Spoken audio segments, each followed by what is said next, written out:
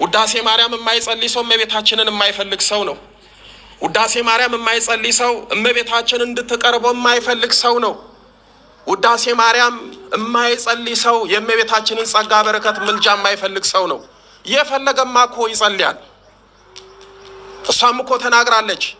በዚህ በሉቃስ ወንጌል በምዕራፍ 1 ቁጥር 48 ላይ ትውልድ ሁሉ ብፅዕት ይሉኛል ብላለች።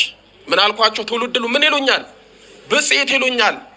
ምን ማረክሽ የነጻሽ እያሉ ያመሰግኑኛል። አዎ ይሄንን ያደረጓሉ። አባታችን ቅዱስ ኤፍሬም በውዳሴ ማርያም እመቤታችንን ቅድስት ብፅዕት የተመሰገንሽ ብሎ አመስግኗታል። ትውልድ ሁሉ ብፅዕት ይሉኛል የሚለው ቃል ለቅዱስ ኤፍሬም በተግባር ተፈጽሟል። አባ ጊዮርጊስ ዘጋስጫ በአርጋኖን እመቤታችንን ብፅዕት ብሏታል፣ አመስግኗታል፣ አመስጥሯታል። ይሄ ቃል ለአባ ጊዮርጊስ ተፈጽሞለታል። አባታችን አጼ ዘርዓ ያዕቆብ በመልከ ማርያም ሳልሲት ላይ እመቤታችን ኒ እያለ እመቤታችንን ብፅዕት ቅድስት ብሎ አመስግኗታል። ይህንም በማድረጉ ቃሉ ለሱ ተፈጽሞለታል። አባታችን አጼ ናዖድ እመቤታችን ድንግል ማርያምን በመልከ ማርያም አመስግኗታል፣ ብፅዕት ብሏታል። ይሄ ለሱ ተፈጽሟል።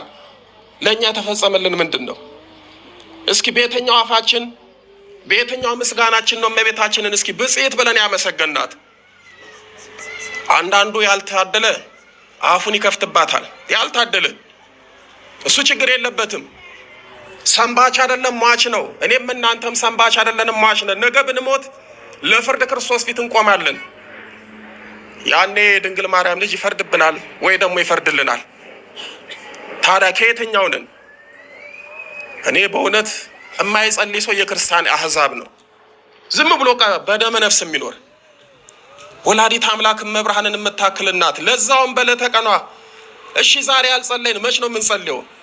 አንድ ሰው መቼም ዛሬ 21 ነው እናቴ ድንግል ማርያም ናት ቀኗ ነው ብሎ ካልጸለየ ያለ ቀለዋ ደግሞ እንዴት ይጸልያል? በቀኑ ያልጸለየ ሰው እንዴት ነው ያለ ቀን የሚጸልይ? እስኪ ንገሩኝ። ይጸልያል እንዴ? አይጸልይም። ይኸው እኮ ሁላችሁም እኮ አልጸልያችሁም። ውዳሴ ማርያም ባስቀራችሁ ቁጥር ይቀርባችኋል። እመቤታችን ምንም አይቀርባትም። እሷ እንደሆነ ትውልድ ሁሉ ብፅዕት ይሉኛል ብላለች። ቅዱሳን መላእክት ብፅዕት ይሏታል። በየገዳም ያሉት ዓለምን የተውት ድንግል ማርያምን ያሉት የእሷ ፍቅር አገብሯቸው ከእናት ከአባት ተለይቶ ከዓለም ርቀው በገዳም የተወሰኑት አባቶቻችን እንደነ ቅዱስ ኤፍሬም ብፅዕት እያሏት ቅድስት ሆይ ለምኝልን ሰአሊ ለነ ቅድስት እያሉ ያመሰግኗታል።